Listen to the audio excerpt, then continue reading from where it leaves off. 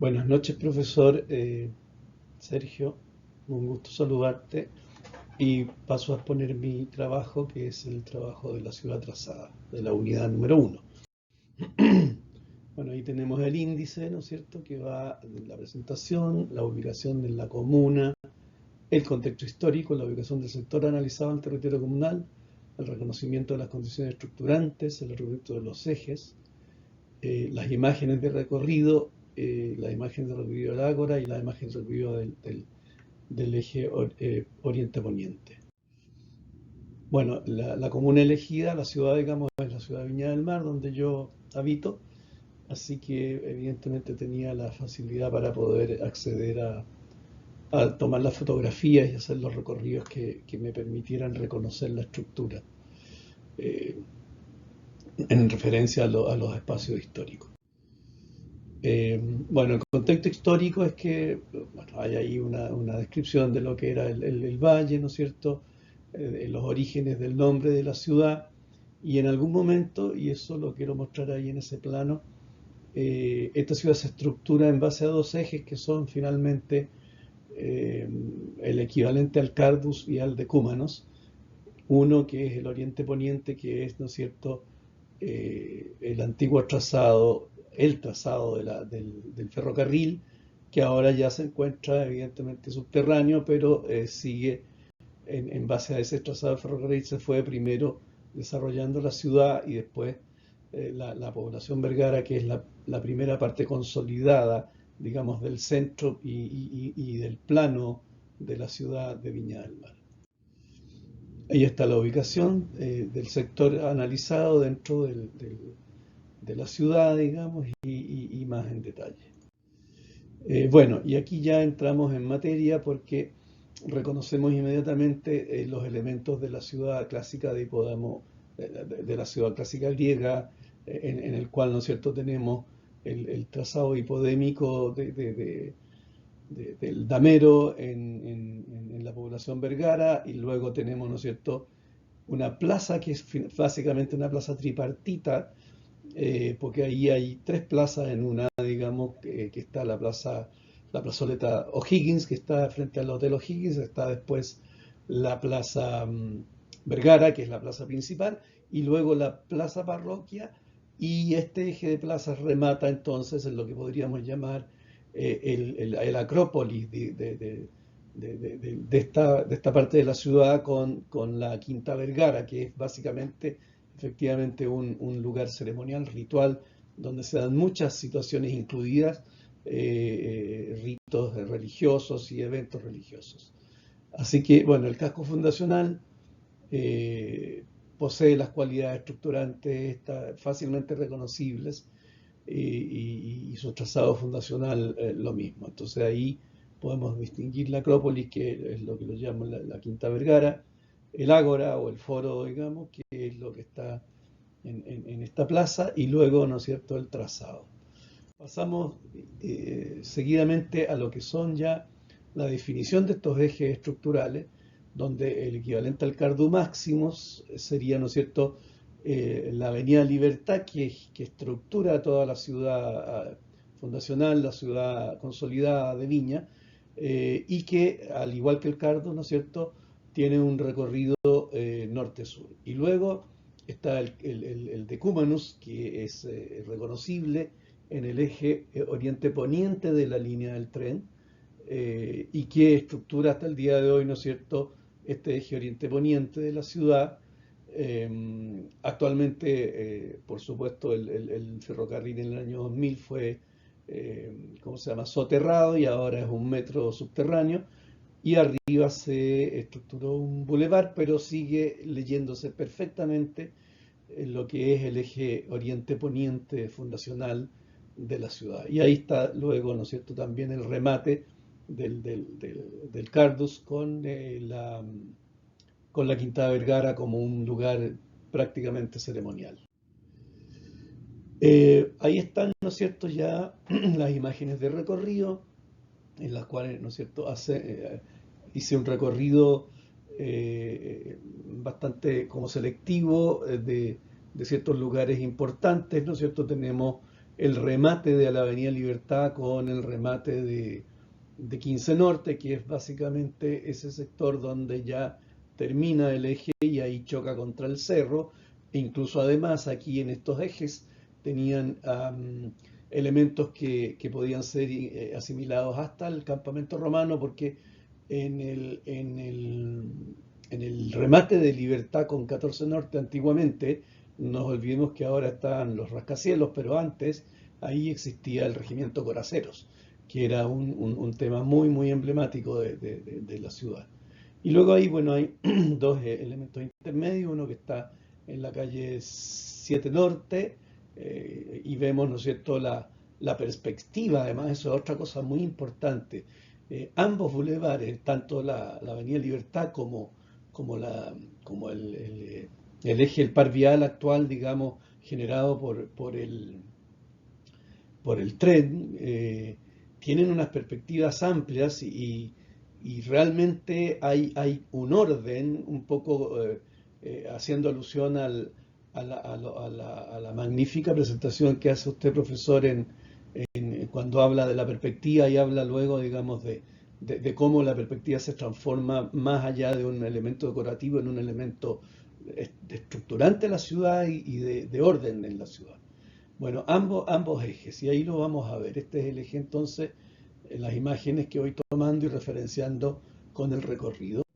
Ahí tenemos nuevamente otros lugares de interés. Aquí estamos en 7 Norte, no, perdón, en 14 Norte. Um, Luego ahí estamos llegando a 9 Norte, que es un punto intermedio. Y ahí estamos llegando a 8 Norte, que es un lugar importante también, digamos, porque 8 Norte también es un trazado de calle que en este punto la ciudad ordena y tiene características también de bulevar, ¿no es cierto? Entonces se genera como una especie de hito vial en el intermedio del recorrido de este campus. Y ahí tenemos, bueno, ya los inicios de la Avenida Libertad. El otro elemento interesante urbanamente es que además este eje remata, aparte de rematar en la plaza que viene siendo como el Ágora, también se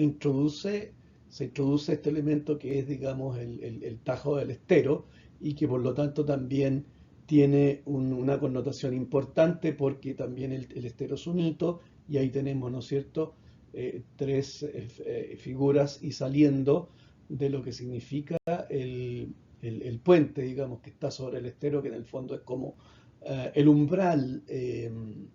desde el Ágora hacia el Cardus, donde nosotros tomamos, digamos, el recorrido norte-sur. Después, ¿no es cierto?, tenemos algunas imágenes de la plaza, que como decía, una plaza muy, muy particular, porque a pesar de que son tres plazas en el fondo, se mantiene incluso cambiando sus anchos, pero se genera una plaza que no es una plaza rectangular, sino que es una plaza más bien longitudinal, y que además cada una de las plazas, tanto la plaza Vergara como la plazoleta y la plaza Parroquia, que rematan la Quinta Vergara, tienen además distintos anchos y distintas características de equipamiento y de perspectiva. La Plaza Vergara en sí es la plaza más asimilable, ¿no es cierto?, a lo que sería una plaza de armas absolutamente estándar de lo que sería el trazado andamero de las colonias españolas. Antiguamente, además, sin duda alguna, la calle Valparaíso, que es la imagen que vemos ahí, que corre también oriente-poniente, era un hito, podríamos decir también un decumanus, pero que ha ido perdiendo relevancia a raíz de que, en definitiva, lo vamos a ver en las próximas imágenes, eh, es donde realmente pasa a tomar una fuerza muy importante lo que es el par vial oriente-poniente del soterramiento del tren. Ahí tenemos un par de imágenes más, ¿no es cierto? También nos damos cuenta que aquí hay elementos importantes en esta plaza, como por ejemplo la parroquia, digamos, que básicamente, a pesar de que es virtual, porque no es una cuestión de ocupación espacial, tiene en el fondo en la plaza parroquia un gran atrio que es espacialmente absolutamente reconocible y que se ve en esas imágenes, ¿no es cierto? Ahí estamos mirando hacia la iglesia y ahí estamos mirando hacia el norte desde la iglesia. Y ahí se denotan los puntos donde se están tomadas las fotografías. Eh, Aquí también tenemos la plazoleta O'Higgins, que está frente al Hotel O'Higgins, por eso su nombre, y que está entrando a la Plaza Vergara está al fondo. Ahí ya estamos viendo plenamente la plaza. Ah, otra cosa interesante de esta plaza, y perdona que me extienda un poco, es que además ambos ejes, en un momento determinado, no caen lateralmente a la plaza, caen, digamos, en su eje central. Libertad cae, ¿no es cierto?, en el eje central de la plaza y lo que era antiguamente la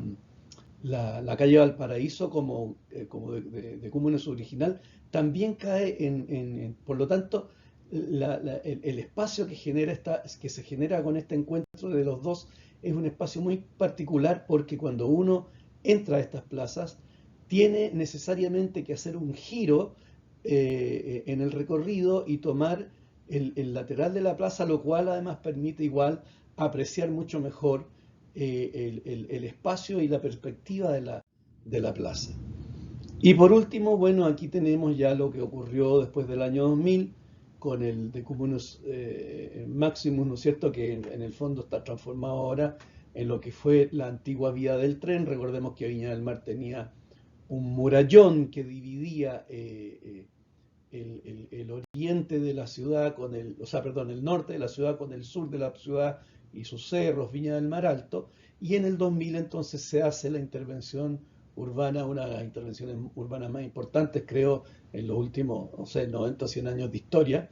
en la ciudad, en donde se soterra el tren, se elimina y se arma, ¿no es cierto?, este gran eje vial, que además es un bulevar, como podemos ver, con unas perspectivas bastante importantes, digamos que le ha cambiado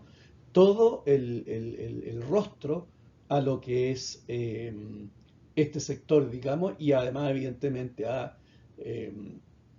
como se llama, modificado absolutamente lo que es la estructuración de lo que son los temas de tráfico vial y de conectividad, incluso entre